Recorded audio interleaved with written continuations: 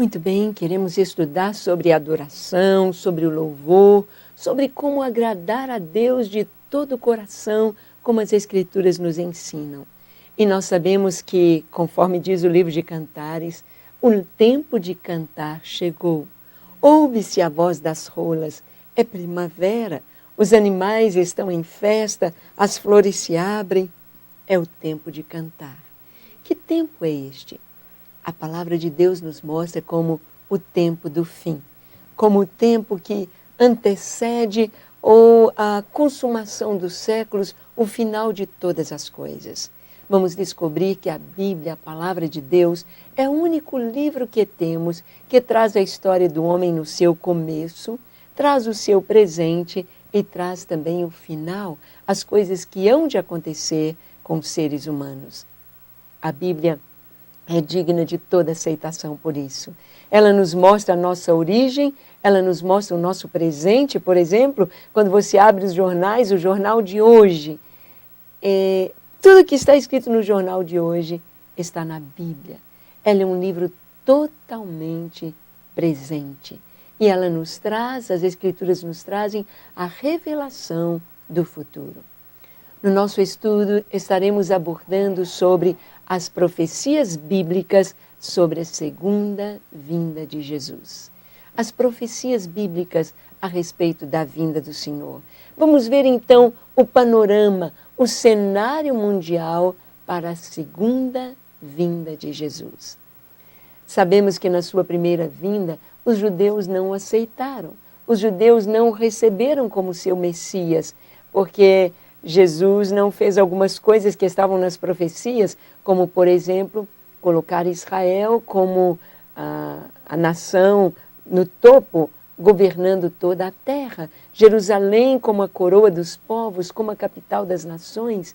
Jesus não fez isso na sua primeira vinda, porque ele veio como Salvador. Ele veio para dar a sua vida. Ele veio, o inimigo não sabia o propósito, senão jamais o teriam crucificado. Mas Jesus veio para salvar. Ele veio para dar a sua vida, ser sepultado, ressurgir, ascender aos céus e agora ele voltará como Rei e Senhor. Ele voltará para nos levar para si, para estarmos para sempre com ele. Então vamos ver estas profecias bíblicas a respeito da segunda vinda de Jesus. Todo ensino bíblico tem na pessoa de Jesus Cristo a mensagem central. Nós descobrimos então na palavra de Deus que todos os livros, desde Gênesis, Êxodo, Levítico, Números, Deuteronômio, Josué, Juízes, Ruth, Samuel, todos os livros do Velho Testamento, todos os livros do Novo Testamento, Mateus, Marcos, Lucas, João, Atos, Romanos, Coríntios, Gálatas, Efésios, todos os 27 livros do Novo Testamento, os 39 livros do Velho Testamento têm uma mensagem central. E esta mensagem é Jesus Cristo. O Velho Testamento anuncia ou pré-anuncia a vinda de Jesus ao mundo. O Novo Testamento traz a consumação da primeira vinda de Jesus, traz a história da igreja, traz, através das cartas, das epístolas no Novo Testamento, a explicação tanto da primeira vinda de Jesus quanto da sua segunda vinda. E traz também palavras proféticas, como o livro do Apocalipse, a respeito da segunda vinda de Jesus. Este é um assunto que precisamos conhecer, precisamos nos aprofundar. O que vai acontecer no mundo na segunda vinda de Jesus? Profecias do Antigo Testamento se cumpriram literalmente e de maneira precisa na sua primeira vinda ao mundo. E Ele mesmo, o Senhor Jesus Cristo, profetizou a sua segunda vinda à terra. Então, as profecias do Antigo Testamento, nós vemos que elas tiveram seu cumprimento literal. O Senhor disse: a virgem conceberá, a virgem concebeu.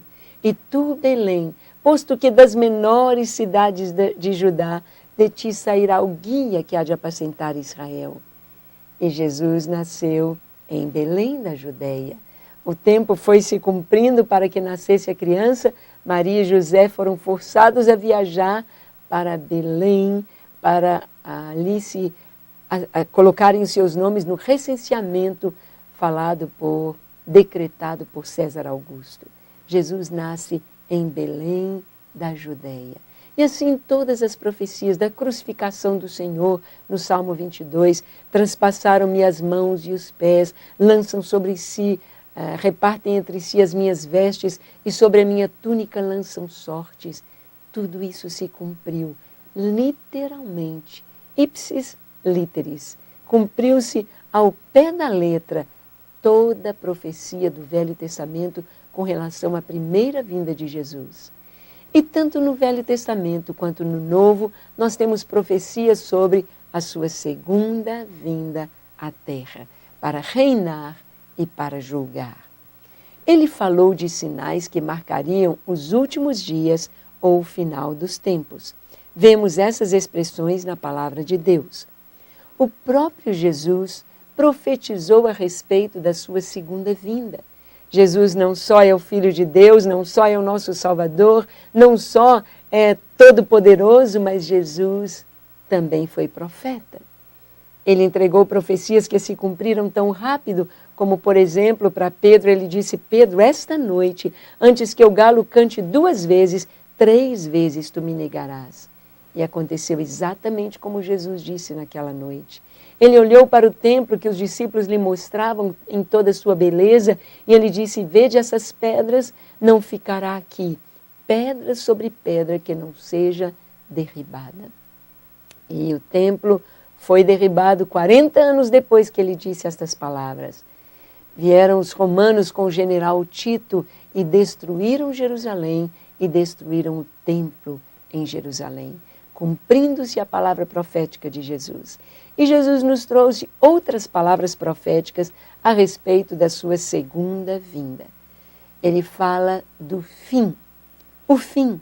Em Mateus 24:14 está escrito: e este evangelho será pregado no mundo inteiro, em testemunho a todas as nações, e então virá o fim. Hoje, os cientistas eles admitem que o homem, entre aspas, é um animal em extinção. O homem não tem condições de continuar vivendo sobre a Terra com toda a liberdade como ele tem vivido até hoje, por mais outro tanto de tempo que ele está sobre a Terra, outros 6.000 anos. Impossível. O crescimento populacional já é uma ameaça à existência humana. Vemos na China, por exemplo, os casais só podem ter um filho. Se eles tiverem 2 filhos, eles pagarão uma multa, um imposto muito alto, e eles não podem ter mais do que um filho. A Índia vai ser o país mais populoso do mundo. Em breve eles estarão com 1 milhão de habitantes, porque não há nenhuma restrição ao crescimento populacional. Pessoas nas ruas, pessoas passando fome, todo tipo de dificuldades na Índia, exatamente por causa do crescimento da população. E o próprio homem já compreendeu que esse aquecimento global, a poluição da Terra, como diz a lei da biofísica, a Terra caminha para um caos irreversível. O homem não poderá continuar vivendo na Terra da mesma forma. Não haverá alimento, água para todos os seres humanos. Nós, dos tempos bíblicos até na época do Novo Testamento, nós tínhamos 250 mil pessoas, milhões de pessoas sobre a Terra. Esse número levou mais de 1000 anos para dobrar. Tivemos 500 milhões de pessoas. No ano 1600, mais ou menos, 1800, nós já tínhamos 1 bilhão. 1 bilhão de seres humanos. Em 300 anos, multiplicou-se, dobrou o número para 2 bilhões. Entramos no século XX, dos 2 bilhões já fomos para 4 bilhões, já estamos em 6 bilhões e dobrando para 10 bilhões em menos de 50 anos.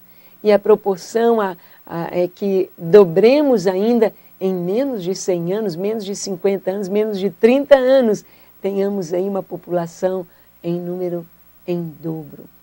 E isto é impossível para a Terra suportar um número tão grande de habitantes. O número vai dobrando cada vez mais rápido. Então virá o fim. Tem de haver o homem numa dimensão diferente, ressuscitado, numa nova vida, numa nova dimensão no Senhor. Teremos o milênio com Cristo, muitas coisas nos aguardando aqui na terra. Este evangelho será pregado em todas as nações e então virá o fim. Os últimos tempos, a Bíblia nos fala a respeito dos últimos tempos, os quais vos diziam: nos últimos tempos haverá escarnecedores, andando segundo as suas ímpias concupiscências. Então, últimos tempos, haverá escarnecedores. Nós estamos vivendo estes últimos tempos. Nós estamos sendo esta última geração, podemos assim dizer, que está vendo todos os sinais se cumprindo. E se cumprindo de maneira acelerada, muito rápida. Veja comigo estes sinais a respeito da vinda de Jesus, dos quais a Bíblia nos fala que estamos vivendo os últimos tempos. O tempo do fim. A Bíblia nos diz em Daniel 12, verso 9, vai-te, Daniel, porque estas palavras estão cerradas e seladas até o tempo do fim. Deus disse para Daniel: olha, Daniel, você não verá esse tempo, não é dentro da sua geração, você vai dormir ou você vai morrer, você vai com a geração dos seus pais, mas estas palavras estão seladas até o tempo do fim. Um tempo específico. Jesus diz em Lucas capítulo 21, ele diz que todas estas coisas haveriam de acontecer dentro de uma geração. Não passará esta geração sem que todas estas coisas aconteçam. E o principal sinal que temos é exatamente Israel. Israel é o relógio de Deus, como veremos no final deste estudo. Como que Israel, ele dá o fechamento para estas profecias dentro de uma geração. Então, o tempo do fim, quando tudo há de se consumar, quando a terra será destruída e teremos um novo céu e uma nova terra. Teremos a vida numa nova dimensão na presença do Senhor, havendo a separação dos justos para a vida eterna e dos ímpios para a condenação eterna. Havendo uma vida numa dimensão totalmente maravilhosa, que devemos estar preparados para este tempo. Prosseguindo, a última hora. A Bíblia fala do fim dos últimos tempos e da última hora. 1 João 2,18, filhinhos, esta é a última hora, e conforme ouviste que vem o anticristo, já muitos anticristos se têm levantado, por onde conhecemos que é a última hora. Então a Bíblia nos fala do fim, nos fala dos tempos do fim, e está agora falando da última hora. A última hora são os últimos instantes, é o girar do ponteiro do relógio, 360 graus, ou 60 minutos. Não podemos afirmar em tempo diante de Deus o que seria essa última hora, mas nos mostra que os preparativos para a vinda de Jesus à Terra estão ficando prontos. O cenário no planeta Terra está se ajustando, se adequando, está ficando pronto para a segunda vinda de Jesus. E ele virá, sua primeira vinda, ele veio como um Salvador. Ele veio humilde, montado num jumentinho. Mas na sua segunda vinda será a sua Shekinah. Ele virá num cavalo branco, tendo no seu manto escrito Rei dos Reis e Senhor dos Senhores. Ele virá para julgar a terra e para reinar, para estabelecer o seu reino de paz e o seu reino de justiça.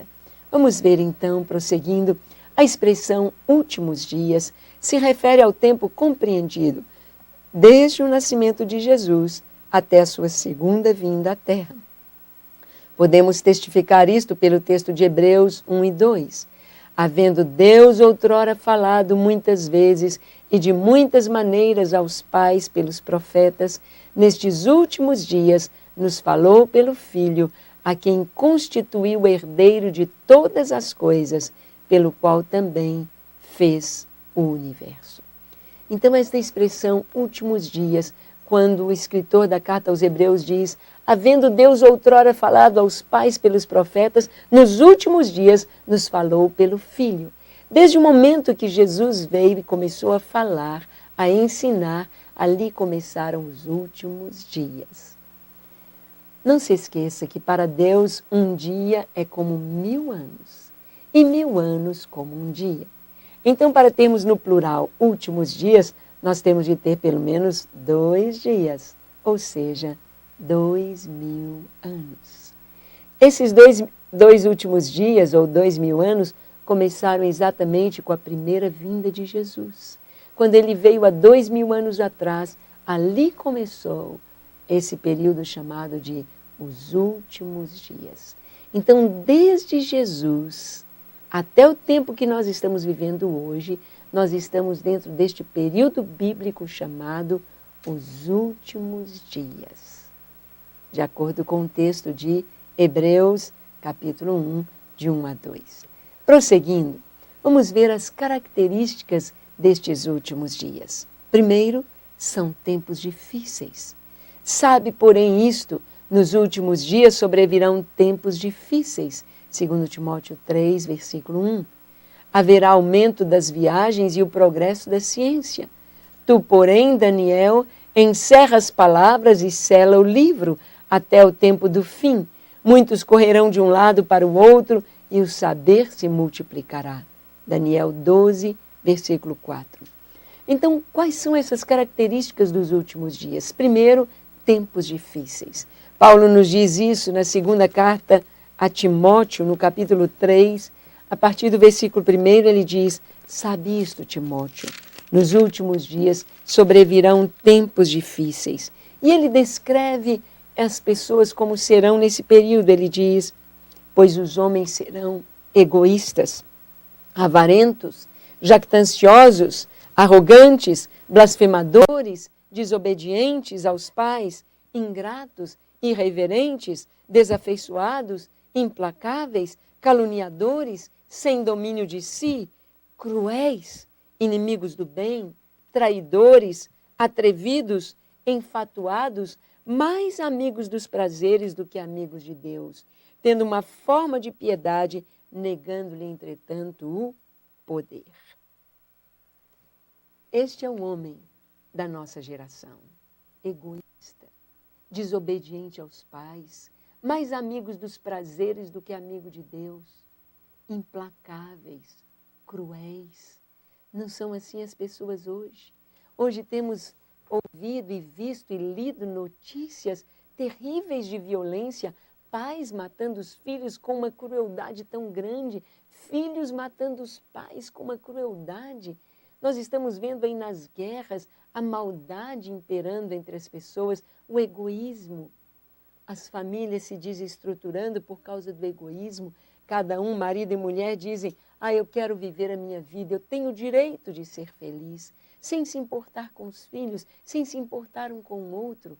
Tempos difíceis virão com relação aos homens e ao seu caráter. A outra característica dos últimos dias é haverá o aumento das viagens e o progresso da ciência.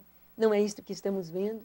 Temos viajado muito pelo Brasil, nas nações, levando ministérios gideões, levando seminários e congressos às igrejas para implantarem as torres de oração, as torres de adoração 24 horas, para termos tochas acesas dia e noite no Brasil, nas capitais, nas cidades e nas nações. E temos visto que os aviões sempre cheios. Para onde nós vamos, os aviões estão sempre cheios, as pessoas viajando para o exterior, viajando dentro do Brasil, viajando de carro, de ônibus, de moto, viajando de avião, de navio. As pessoas estão viajando muito. Nunca se viajou tanto quanto nesta geração. E o crescimento da ciência, em todas as áreas. Nunca tivemos tanta informação. A internet, a informática nos trazem esta coleção, esta capacidade de receber informações. E a ciência tem se multiplicado.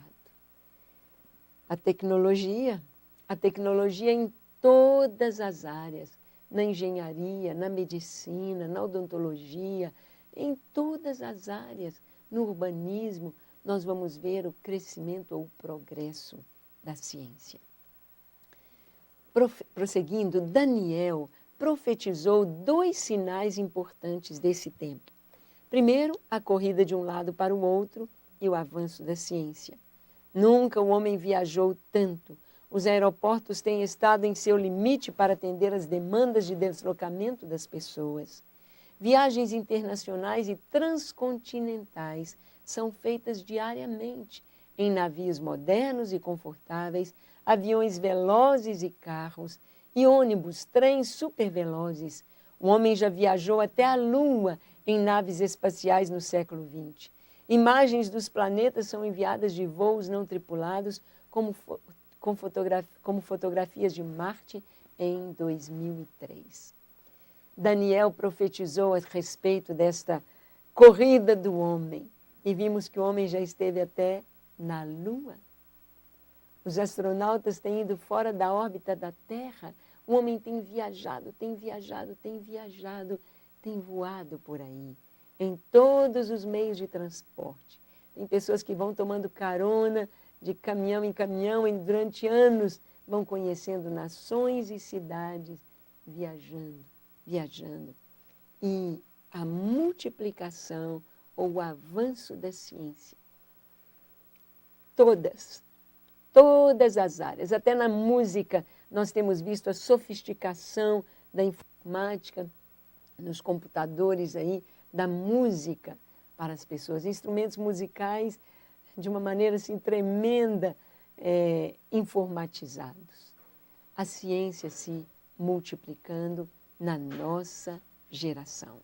Prosseguindo, nos dias atuais, já não se consegue viver sem os computadores. Eles estão cada vez menores, mais eficientes e sofisticados. Estamos na era da informação, onde tudo é virtual, inclusive o dinheiro. Usa-se cartões de crédito, de débito, o papel dinheiro está gradualmente deixando de existir.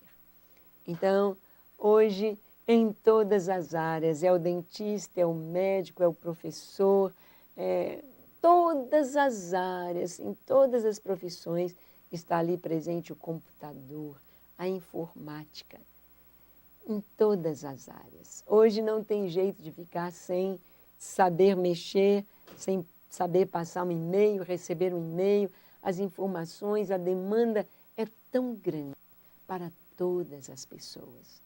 Isto é um sinal da volta de Jesus. Isso é um sinal do final dos tempos, de acordo com a profecia de Daniel. O saber se multiplicará. As pessoas vão correr de um lado para o outro. As pessoas vão estar viajando, se deslocando muito rápido, com muita frequência, com muita velocidade. São os sinais da vinda de Jesus. Prosseguindo, em trabalhos científicos publicados, vemos a busca de locais de melhor aceitação do microchip nos animais por causa da migração destes, possíveis infecções e ou rejeições. A Bíblia nos fala da identificação dos seres humanos, da marca da besta, que deverá ser na testa e na mão direita. Você pode ver que nós já temos aí pronto, na Europa, pronto para ser colocado em todos os países, o microchip. Do tamanho de um grãozinho de arroz, aquilo ali vai dispensar o dinheiro, o cartão de crédito. E dentro dos estudos feitos, o primeiro microchip foi usado em animais selecionados para serem encontrados. E depois começaram a usar nas pessoas, em marginais, em prisioneiros, ou sendo usado também na segurança de pessoas VIP, de pessoas importantes, pessoas que queriam estar monitoradas por satélite para não correrem risco de serem sequestradas. e agora está aí à disposição de todos. Na Europa já está à disposição de todos o microchip por uma questão de segurança. E o lugar que foi encontrado nas pesquisas para se colocar o microchip no ser humano é na mão direita ou na testa. Por que mão direita e na testa? Preferencialmente na mão direita. Mas se a pessoa não tem a mão direita, ela tem testa. Então, na mão direita ou na testa. Lugares onde não há migração do microchip, onde foi atestado o melhor local. Seria uma coincidência um microchip na mão direita e na testa com o que a Bíblia fala no Apocalipse da marca da besta, que os homens receberiam uma marca na mão direita ou na testa e sem essa marca da besta ninguém poderia comprar nem vender?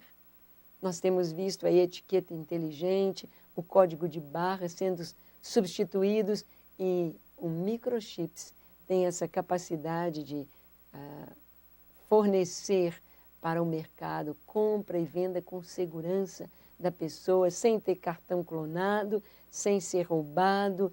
Então, a própria pessoa é que vai comprar ou vender pessoalmente, tendo a marca na mão ou na testa.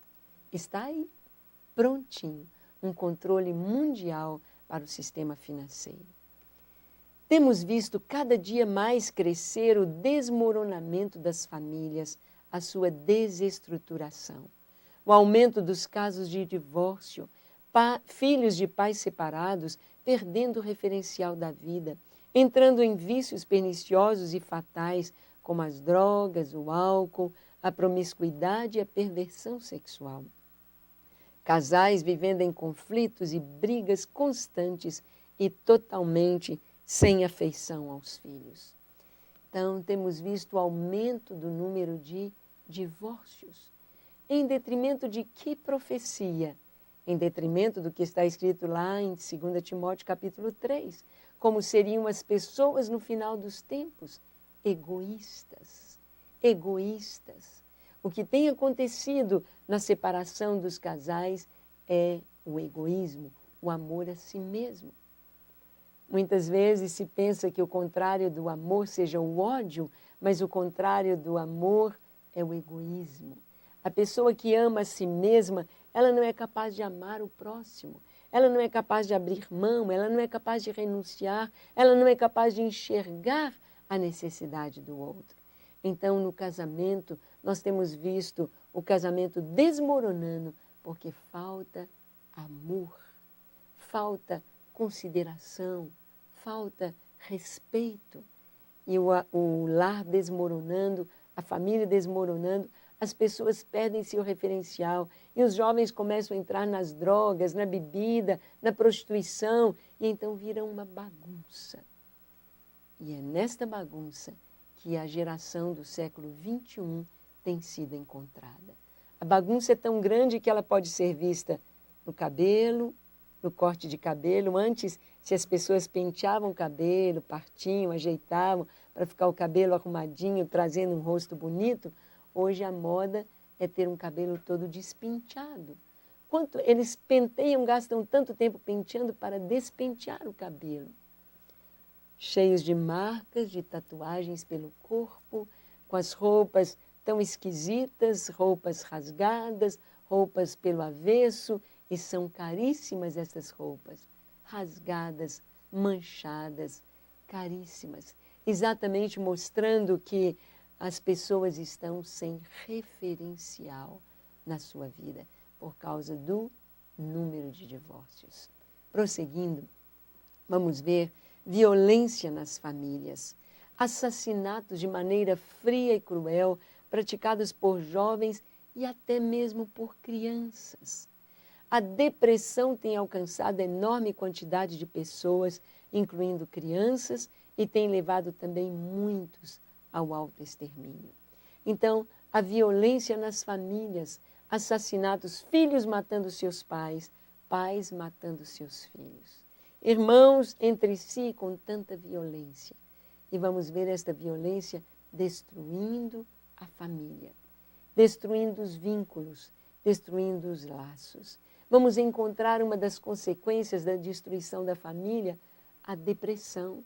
Mulheres que perderam seus maridos, o marido foi embora, saiu de casa, saiu com outra, ou saiu até com outro, essas mulheres entram em depressão. Filhos, crianças entrando em depressão, com tantos problemas por causa do desmoronamento da estrutura familiar. Como a família é importante.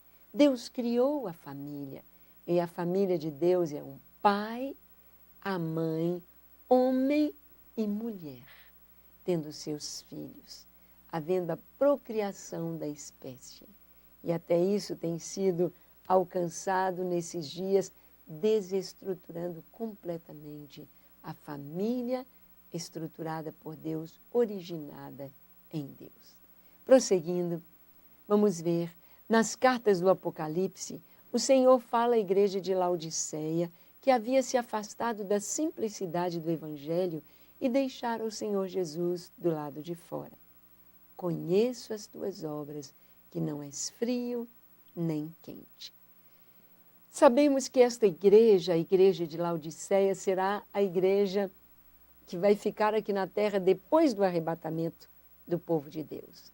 Acontecerá o arrebatamento da igreja.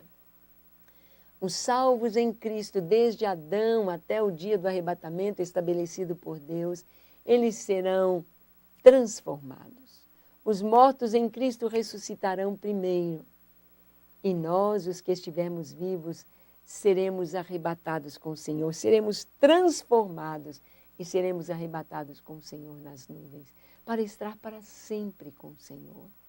Então, as pessoas que ficarem aqui na terra, elas saberão que, se não foram no arrebatamento, para serem salvos, terão de pagar com a sua própria vida, terão de, como a igreja de Laodiceia, comprar ouro para se enriquecerem, que é a palavra de Deus, terão de comprar colírio para os seus olhos, para poderem enxergar com a visão de Deus, terão de ter roupas brancas, roupas limpas, roupas lavadas no sangue do Cordeiro.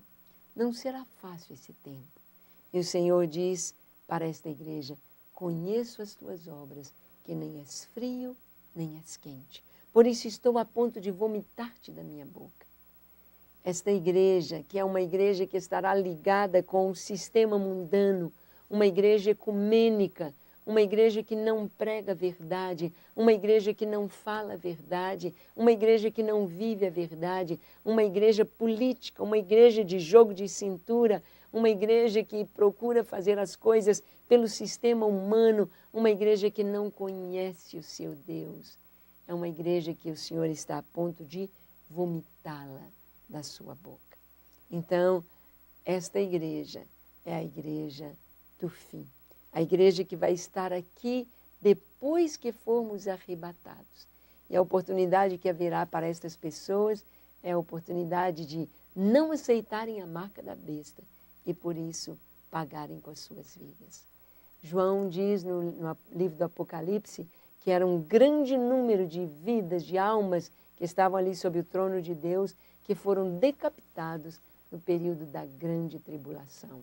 Decapitados exatamente porque não aceitaram a marca da besta, sabendo que se eles aceitassem o sistema mundano, estariam rejeitando Jesus, rejeitando a salvação, rejeitando Deus. Está vendo? Os sinais estão aí se cumprindo. Os sinais estão diante de nós.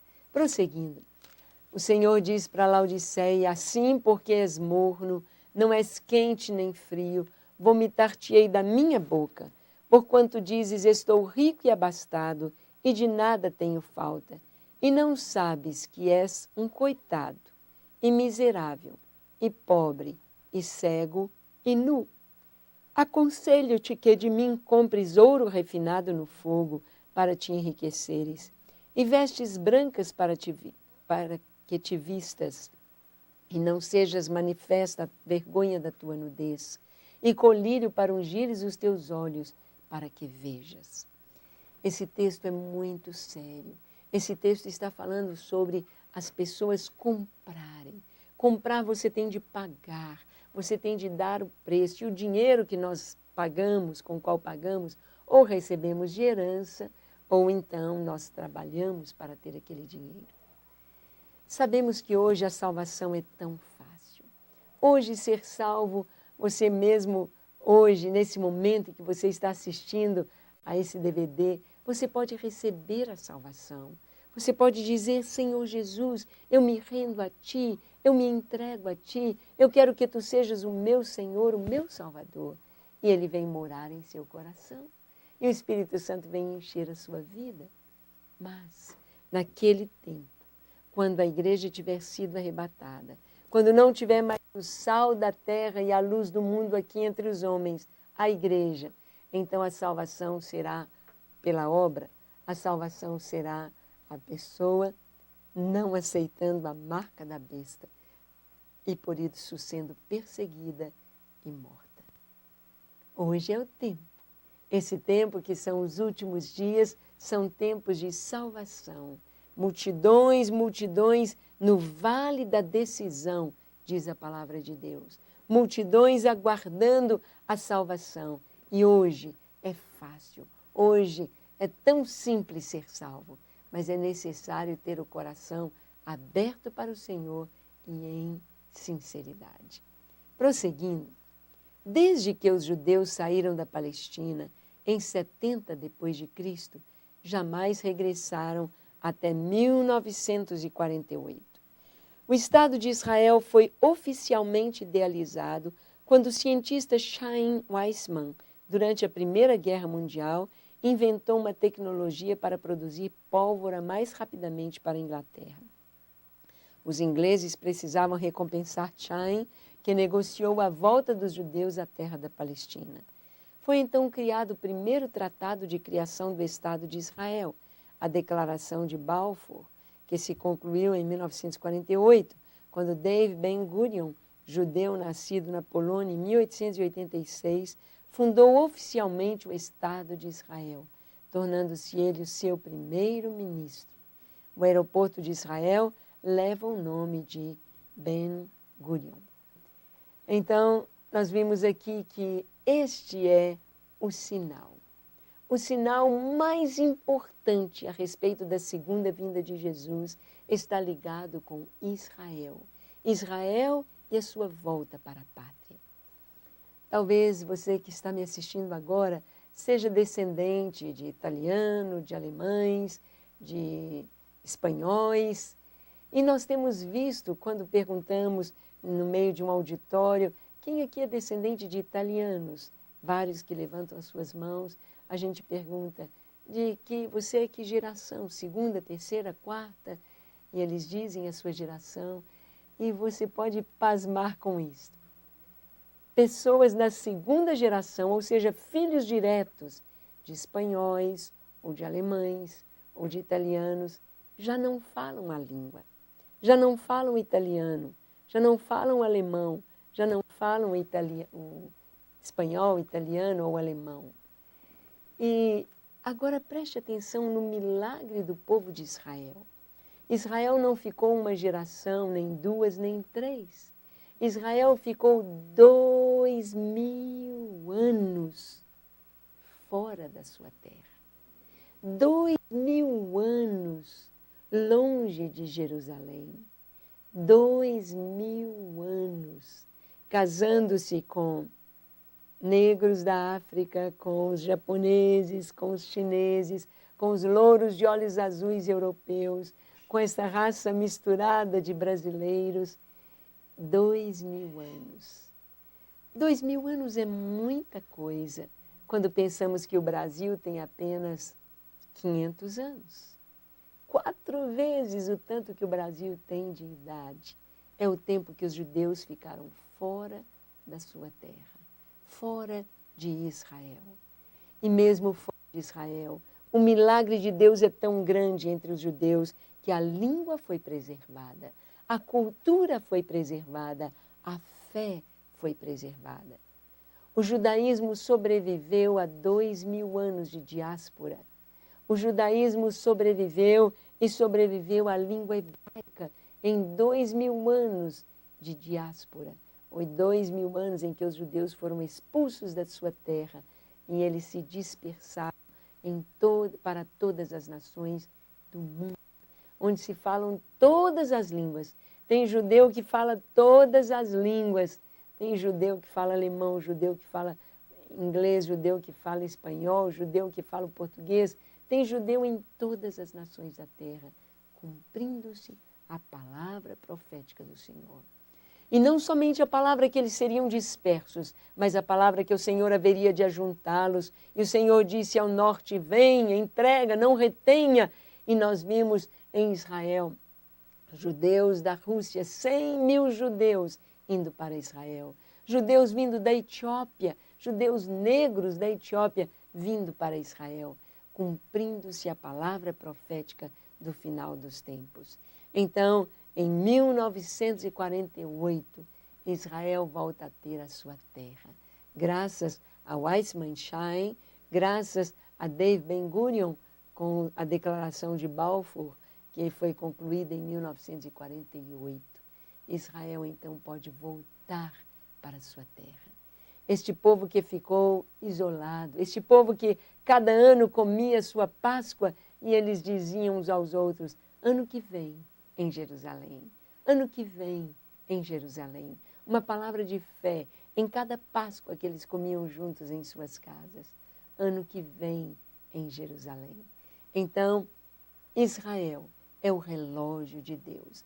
A partir de 1948, nós vamos ver uma aceleração no cumprimento dos sinais. Nós vamos ver todos os sinais que Jesus deu, de guerras, rumores de guerras, de terremotos, de peste, de fomes, estes sinais sendo acelerados depois de 1948.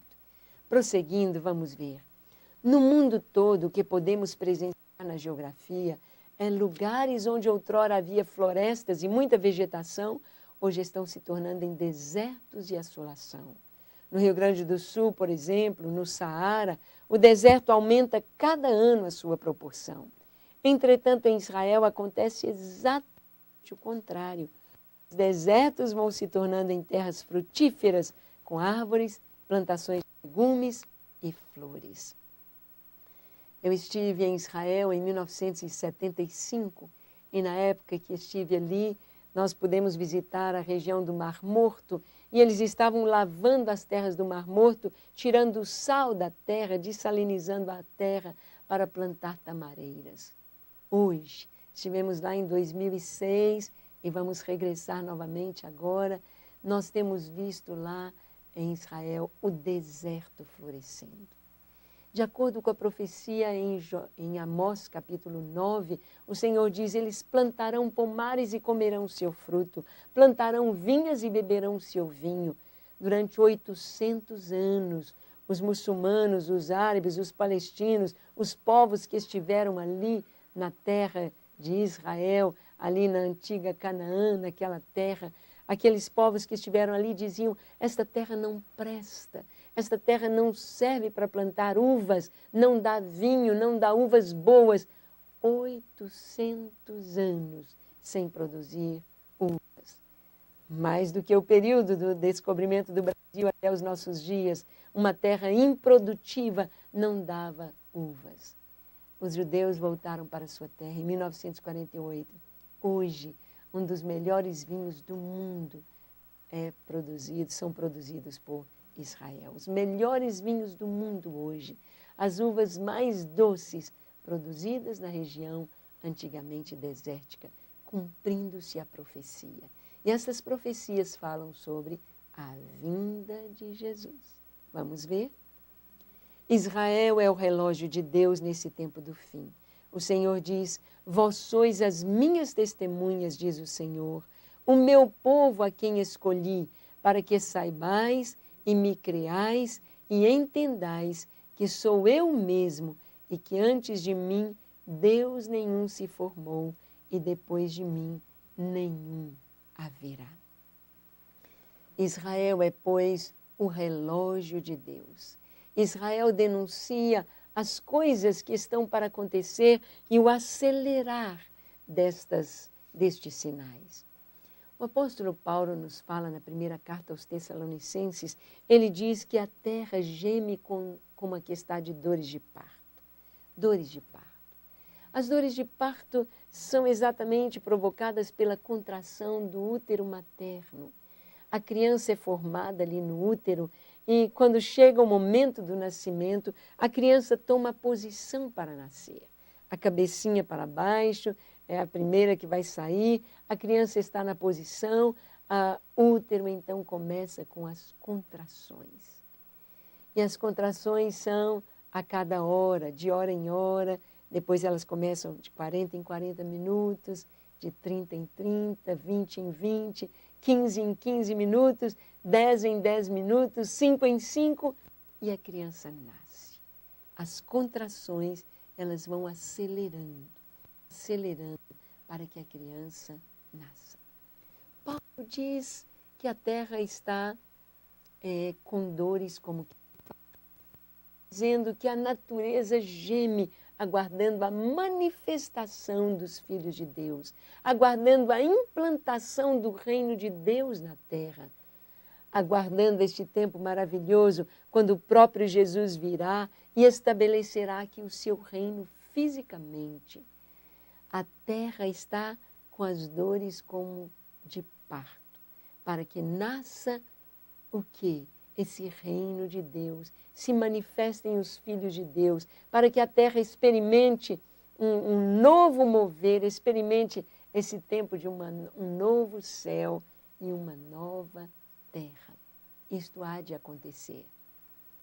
E então, nós vimos que assim como as dores da parturiente, elas vão aumentando gradativamente até que a criança nasça, ou seja, as contrações vão ficando cada vez mais aceleradas, mais rápidas, assim também na vinda de Jesus. Estes sinais, nós tínhamos, por exemplo, terremotos como um dos sinais. Os grandes terremotos aconteciam a cada 100 anos, um grande terremoto. Depois passamos a ter um grande terremoto a cada 50 anos. Depois a cada 30 anos, a cada 10 anos, a cada 5 anos, a cada 2 anos, de ano em ano, há meses. Hoje nós temos grandes terremotos, temos pelo menos 2 terremotos por dia no Japão. O Japão aguarda grandes terremotos, todas as construções são feitas à base de sobrevivência em terremotos. Em caso de terremotos, toda a engenharia está voltada para os terremotos, porque eles vão acelerando cada vez mais. Nós presenciamos há pouco tempo atrás aquele tsunami, o encontro das placas tectônicas, aquele mover, aquela agitação tão grande, aquele terremoto tão grande, aquelas ondas gigantescas que destruíram e mataram milhares, centenas de milhares de pessoas. Destruição de cidades, destruição plena e total. Nós temos visto isto em grandes terremotos, ciclones, tempestades. A Terra, o aquecimento global, é um dos grandes sinais mostrando a vinda de Jesus. O Senhor diz que haveria sinais nos céus, sinais na terra. O livro do Apocalipse nos fala a respeito de homens sendo queimados pelo sol. Temos visto aí um câncer de pele provocado pelo sol, todo mundo aí passando protetor solar.